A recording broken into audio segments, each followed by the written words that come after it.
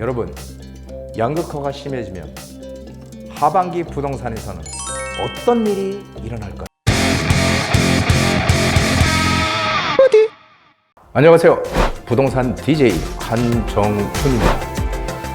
자, 시장이 지금 추석 지나고 많이들 궁금하시죠? 지금 요즘 기사들 보면은 한 10년 전에도 똑같은 기사들 계속 나오고 있죠. 양극화가 갈수록 심해진다, 이런 기사 많이 보셨죠? 양극화가 심해지는 이 시기에 우리는 어떻게 해야 될까요? 자, 양극화가 심해지면, 양극화가 점점 심해진다면 하반기 부동산 시장 어떤 일들이 벌어질까요? 한번 궁금증을 풀어보시죠.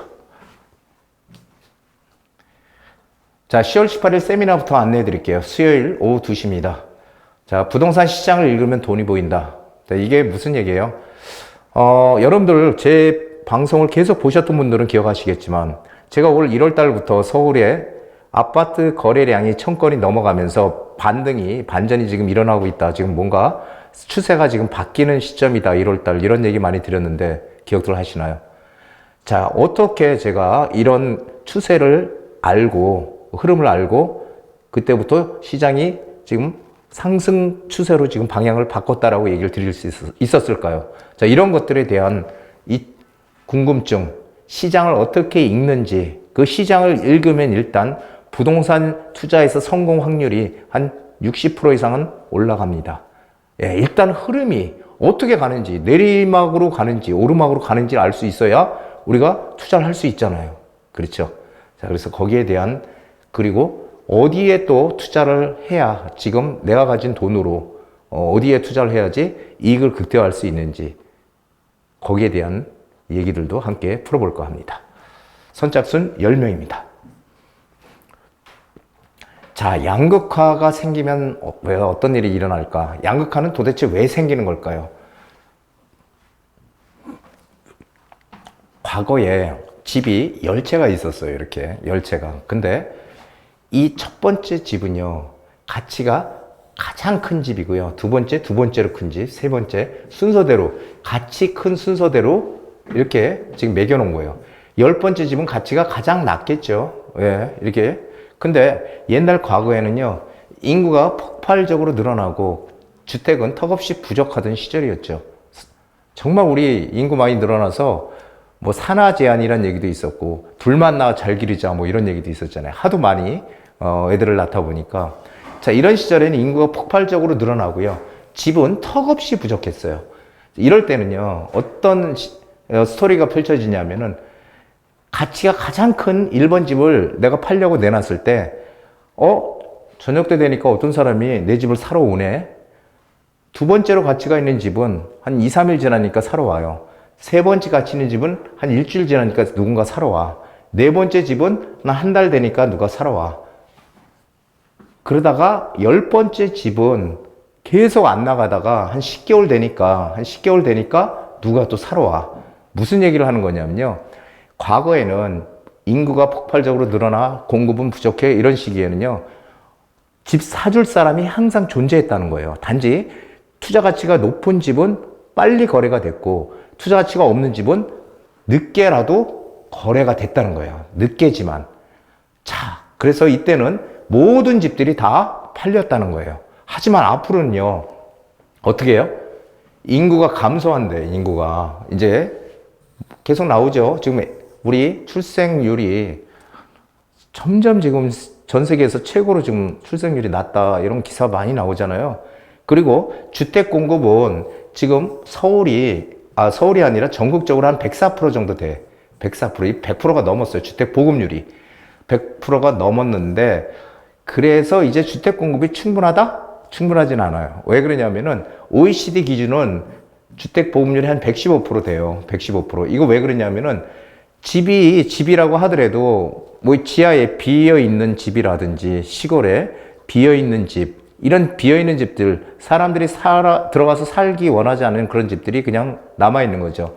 예, 그래서 한 115%는 돼야지 충족이 되더라, 선진국들은. 근데 우리는 아직 104%이기 때문에 실질적으로 아직까지는 주택이 부족하다. 특히 서울 같은 경우는 주택 보급률이 한 97% 정도밖에 안 되거든요. 그렇기 때문에 아직도 100%가 안 됐어. 지금 서울 같은 경우. 경기도도 역시 마찬가지고요. 자, 그래서 이런 때 미래에 이런 시점에 아직 부족하지만 그래도 일단 주택 공급이 과거보다는 상당히 많이 올라와서 일단 양적인 주택 공급은 어느 정도 지금 차 있다는 거예요. 질적인 주택 공급이 문제지. 자, 그래서 이때는 어떻게 됐냐면은 가장 가치가 높은 1번 집은 누군가 한 며칠 있다 사러 와. 2번 집은 한 일주일 있다 사러 와. 3번 집은 한 달 있다 누가 사러 와. 4번 집은 한 2달 정도 되니까 누가 사러 와. 그런데 5번, 6번, 7번, 8번, 9번, 10번, 이 10번 집, 이런 집들이 과연 누군가 사줄 것이냐는 거예요. 팔릴 것이냐는 거. 안 팔린다는 거예요, 이제는. 왜? 인구가 감소하고 주택 공급이 충분하기 때문에. 그래서 양극화가 심해지는 거예요. 점점. 양극화가 심해져서 양극화 한마디로 입지 가치가 높은데 이런 데들은 아무리 우리가 인구가 줄고 하더라도 인구가 줄고 어떻고 저떻고 하더라도 어때요? 가격은 올라간다는 거예요. 왜냐하면 선호도가 높고 수요가 많기 때문에. 하지만 이 나머지 이쪽에 있는 것들은 사람들이 살려고 하질 않아요. 인구도 이제는 뭐 그렇게 늘어나지 않고 오히려 줄어들고. 그럼 이런 집들은 어떻게 돼요? 가격이 오를 수가 없겠죠. 그래서 양극화는 점점 커져간다. 양극화가 심화될수록 입지에 따라서 가격 격차는 점점 커지는 거예요. 이게 지금 현실입니다. 우리는 이것을 잘 판단하고 움직여야 된다는 거죠. 아무데나 사면 안 된다는 거예요. 자, 양극화가 필연인 경우, 이유. 양극화 현상은 선진국들의 공통적인 현상이에요. 미국도 마찬가지고요. 우리나라보다 미국이 오히려 양극화가 더 커져 있어요. 모든 나라가 주창하는 게 지역균형 발전인데 이 지역균형 발전 정말 좋은 얘기잖아요. 하지만 현실은 다르다는 거죠. 현실은 오히려 격차는 점점 더 크게 벌어지고 있다. 자, 미국의 소호라는 지역에 이 중간주택의 가격, 중간주택 한 채 가격을 가지면은 어디가요? 라스베가스 가면 18채를 살 수 있고요. 애틀랜타에 가면 23채, 디트로이트 주에 가면 29채를 살 수 있어요. 상당히 많은, 한 채 가지고 상당히 많은 양의 주택을 구입할 수 있죠. 이게 뭐예요? 차이가 뉴욕 소호의 중간주택 한 채로 이렇게 많이 살 수 있다는 거예요. 이거는 격차가 엄청나게 벌어져 있다는 거잖아요. 우리나라는요. 우리나라 강남 상구의 아파트를 기준으로 하면은 평균 중간 가격이 얼마나 될까요? 한 20억 될까요? 20억이 안 될 것 같은데. 근데 20억이라고 치자고요. 치더라도 청주에 가서 몇 채를 살 수 있을까요? 청주에 가서. 여기처럼 막 18채, 23채, 20몇 채 이렇게 살 수 있어요? 없잖아요. 뭘 얘기해요? 우리나라는 미국보다 아직까지 이 양극화가 아직 크게 격차가 벌어져 있지 않다는 거예요. 미국은 이만큼 벌어져 있다면 우리는 지금 아직까지 이만큼 벌어져 있어요. 그러면 우리도 결국 시간이 지나면 더 벌어진다는 얘기예요. 이거 정말 중요한 얘기거든요. 그래서 양극화는 필연이다라는 얘기입니다. 그런데 여기에 더 덧붙여서 이 정책적인 문제가 또 커요. 양극화를 부추기는 정부의 다주택자 규제. 그냥 놔두면 되는데 우리나라는 이 정부의 과도한 시장 개입, 이게 가장 큰 특징이죠. 미국같이 그냥 놔두는 게 아니고 정부에서 간섭을 많이 해요. 그쵸? 그 이유는 뭐예요?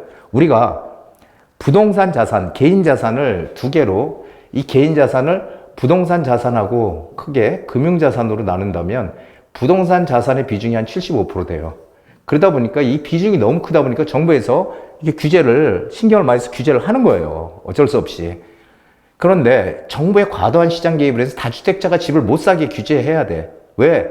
다주택자는 투기꾼이야. 왜 집을 그렇게 많이 사? 네가 살 집만 있으면 되지.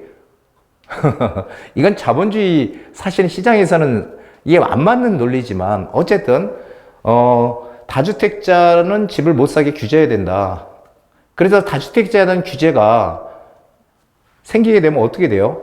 여러 주택, 막 지방에도 가지고 있고 여러 주택 가지고 있던 사람들이 주택을 처분하죠. 규제를 하니까. 처분을 하면은 싸그리 다 처분을 하고 현금으로 가지고 있나요? 은행에다 넣어놓나요? 그렇지 않죠. 다주택자들을 규제하니까 그러면은 이제 주택을 많이 가지고 있으면 안 되겠군. 그러면 어떻게? 똘똘한 한 채를 가지고 있어야 되겠네. 똘똘한 한 채. 그럼 똘똘한 한 채는 뭐예요? 강남에 강남이나 이런 선호도 높은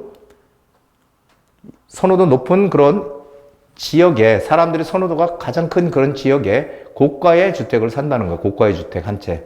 다주택에서 고가의 주택으로 갈아타기를 하는 거예요. 자, 그러면 어떻게 돼요? 다주택자 규제가 강하면 강할수록 여러 채 가지고 사람이 팔고 똘똘한 한 채로 오게 되면 어떻게 돼요? 양극화가 커지는 거예요. 이 저가주택은 약세. 저가주택 시장은 약세가 되고 오히려 고가주택 쪽으로 사람들이 한 채, 똘똘한 한 채로 몰리기 때문에 고가주택이 강세가 되는 거죠. 그래서 양극화 현상이 커지는 양극화로 진행이 된다는 거예요. 지금 이게 우리의 실제 지금 현실입니다. 현실. 그 다주택자를 규제해서 집을 못 사게 하게 되면은 오히려 양극화는 더 커지더라. 이것을 기억을 하셔야 되는 거죠. 자, 최근에 9.16 대책, 공급 대책 나왔잖아요. 이 상계 신도시의 공급을 빠르게 늘려서 공급 부족을 해소하겠다. 근데 반면에 뭐 특례 보금자리론이나 이런 것들을 좀 규제해가지고 수요를 줄이겠다. 수요를 없애고 실수요자들한테만 공급을 하겠다. 지금 정책을 확 1년도 안 돼서 바꿨죠, 지금. 얼마 전까지만 해도 특례 보금자리에서 대출 좀 빨리 받아서 집 사. 이렇게 했다가 지금 갑자기 지금 바꿨습니다. 근데 수요가 있어야 공급을 늘리는 거 아니에요? 수요가 없는데 공급을 늘리면 어떻게 돼요? 그거 바로 미분양이잖아, 그거. 그러니까 이게 정부 정책이 지금 좀 이상합니다. 그리고 이 9.16 대책은 공급이 부족하다, 앞으로. 왜냐하면은 지금, 인허가 물량이나 착공 물량이 지금 턱없이 감소하고 있으니 한 3년 내로 오히려 서울의 집값이 엄청나게 오를 거다라는 그런 신호를 주고 있다는 거예요. 지금 정부에서 그런 신호를. 자, 당분간 서울은 공급 물량이 없다는 정부의 고백이라는 거죠. 공급 물량, 입주 물량, 착공 물량 다 없어, 지금. 그렇게 되면 어떻게 돼요? 우리가 항상, 공급이 부족해지면 어떻게 돼요? 오히려 사려는 심리는 더 커지는 거예요. 그래서 가격을 끌어올리는 거죠. 가만히 생각해 보세요. 어디서 한정 품목을 판다. 사람들은 막 그냥 가서 줄 서 있잖아요. 그거 사려고. 그렇죠. 똑같아요. 그래서 공급이 부족하다는 시그널을 9.16 대책으로 줬다. 정부가. 자, 서울의 아파트 공급 물량도 한번 보세요. 지금 2023년 24,236가구, 2024년 15,627가구, 2025년 21,590가구, 2026년 1,061가구. 점점 지금 2만 가구, 여기 2024년 내년은요, 15,620가구예요. 7가구. 근데 서울의 아파트에 매년 공급돼야 될 적정 수요가 47,000가구래요. 47,000가구. 이거 아실에서 나온 건데요. 47,000가구. 그런데 이렇게 지금 공급이 턱없이 부족하다는 거예요. 자, 이게 지금, 그렇다면 우리는 어디에 투자를 해야 될까요? 항상 수요 공급은 부동산의 가장 철칙이잖아요. 그렇죠. 공급은 적은데 수요가 많은 곳. 우리는 여기에 투자해야 되는 거 아니에요? 그것이 바로 지금 서울이라는 거잖아요. 자, 양극화 시장에서 우리가 살아남으려면 어떻게 됩니까? 서울을 떠나면 안 되는 거예요, 서울. 지금, 서울을 떠나서 서울의 인구가 줄어든다고 하는데 서울에 살기 싫어서 경기도로 가는 거 아니잖아요. 그렇죠. 서울의 집값이 너무 비싸고 전세값도 비싸고 하니까 그 대안으로 경기도로 가는 겁니다. 자, 그래서 서울을 일단 떠나면 안 된다는 거예요. 서울을 떠나면 절대 안 된다. 서울을 떠나면 절대 안 되고요. 그리고 앞으로 입지 가치를 보고 투자해라. 서울에서도 입지 가치를 보고 투자해야지 그냥 투자를 하면 안 된다는 거예요. 자, 입지 가치를 보고 투자를 해야 된다. 앞으로 뭐가 펼쳐져요? 초양극화 시장이 펼쳐진다. 양극화. 서울에서도 어떤 지역이냐에 따라서 양극화가 커져간다. 그리고 제가 누누이 말씀드리지만 정부의 정책 방향은 아주 명확합니다. 재개발과 재건축이에요. 왜냐하면은 서울의 공급을 늘릴 수 있는 방법이 재개발과 재건축밖에 없거든요. 그래서 이것을 어떻게든지 활성화시켜서 빨리 공급을 늘려야 된다라는 게 정부의 지금 하나의 방향이잖아요. 이건 누구도 부인할 수 없잖아요. 그렇죠? 그런데 적은 금액으로 최고의 입지 아파트를 선정하는 유일한 방법이 재개발 투자라는 거예요. 왜냐하면은 자, 재개발이든 재건축이든 지금 각종 재건축 안전진단 완화시켜서 웬만하면 안전진단 다 통과해요. 재개발도 뭐 신속통합계획이 모아타운이니 역세권 개발이니 공공재개발이니 상당히 많은 그런 유예 개발들이 지금 진행이 되면서 그런 곳들이 지정이 많이 됐잖아요. 그건 뭐 재건축도 그렇고 지금 여기저기 막 지정이 돼 있는데 그런 데들을 어떻게 들어가? 어떻게 해야 된다고요? 양극화가 심해지기 때문에 초양극화 시장이 펼쳐지기 때문에 입지가 좋은 곳으로 들어가야 돼. 입지가 좋은 곳. 입지가 좋은 곳. 근데 입지 좋은 곳에 재건축 시장에 들어가려면 어떻게 돼요? 가격이 너무 비싸잖아요. 지금도 비싼데. 그렇죠? 그런데 그런 지역에 들어갈 수 있는 방법이 바로 재개발이에요. 왜? 재개발은 입지는 좋은데 낡은 단독주택 빌라야. 빌라 지역이야. 거기가 아파트 지역으로 바뀌게 되면 어떻게 될까요? 완전히 가치가 틀려지는 거잖아요. 그래서 이런 입지가 높은데 아직까지 개발이 안 돼 있는 재개발 투자가 적은 금액으로 할 수 있는 지금 대안이다라는 거죠. 그래서 재개발 투자를 빨리 아파트가 최고의 입지에 아파트가 지어질 수 있는 그런 지역에 빌라를 사야 되는 게 우리의 투자의 하나의 가장 큰 지금 원칙이다라는 거죠. 자, 오늘은 여기까지 하고요. 과거에 이게 크리스티아누 호날두 축구 선수죠. 예, 유명한 축구 선수예요. 누구나 다 아는. 호날두가 아주 명언을 얘기했네요. 과거의 후회와 미래의 꿈 사이에는 오늘이라는 기회가 있다. 이거 정말 저도 듣고 상당히 놀랐는데 과거의 후회와 미래의 꿈 사이에는 오늘이라는 기회가 있다. 모든 것을 포기하고 한 가지에만 집중하라. 상당히 별로 저는 좋아하지 않았는데 이 글을 보니까 이 말을 보니까 상당히 좀 그래도 뭔가가 있네라는 생각이 드네요. 오늘이라는 기회가 있대요. 과거의 후회와 미래의 꿈 사이에. 우리 오늘 집중해서 재테크해서 돈 벌어서 졸부가 아닌 행복한 부자가 되는 시간 만들어 보시기 바랍니다. 감사합니다.